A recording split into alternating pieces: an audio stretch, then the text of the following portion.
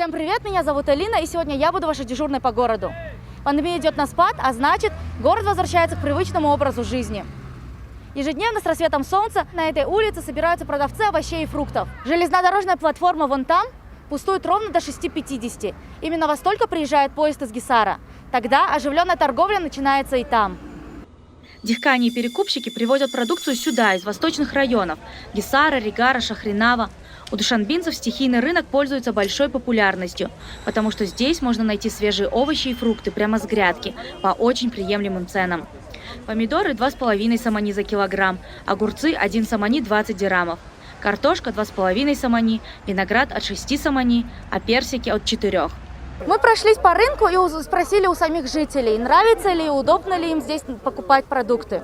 Расскажите, пожалуйста, почему вы сюда приходите и как часто? Во-первых, здесь более разнообразные фрукты и овощи. Во-вторых, дешевле, чем на основных базарах. И выбор больше. И удобно, потому что здесь вот мы рядом все живем. Часто приходим, каждый утром приходим, да, здесь подешевле продает, с колхоза придет, все это дихкани, вот все. Ну, дихкани сюда привезут, это товар, остальное покупаем.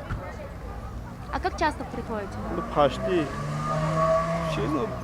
два дня, вот 3 дня так приходим, да.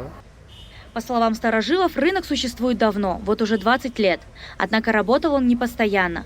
В течение нескольких лет он был закрыт. Поезд останавливался не на этой платформе, а дальше.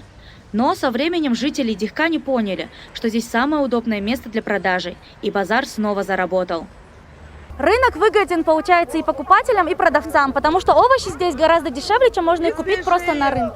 Расскажите, пожалуйста, да, как давно вы здесь работаете? Я 1 месяц работаю, потому что мне стало сложная ситуация. Пришла сюда на рынок, покупала здесь и стала здесь торговать, потому что здесь дешевле и зарабатываешь 20-30 рублей, как бы хватает на жизнь. Я продала и ушла, я болею, одна воспитываю детей, и мне сложно, поэтому я сюда пришла. Вот поехала в Регар, приехала оттуда с племянником, начала здесь работать. Жизнь этого рынка очень коротка, всего около 2 часов в день. Буквально час назад поезд приехал, и сейчас продавцы уже расходятся. Еще через час здесь ничего не будет напоминать о том, что когда-то здесь был рынок.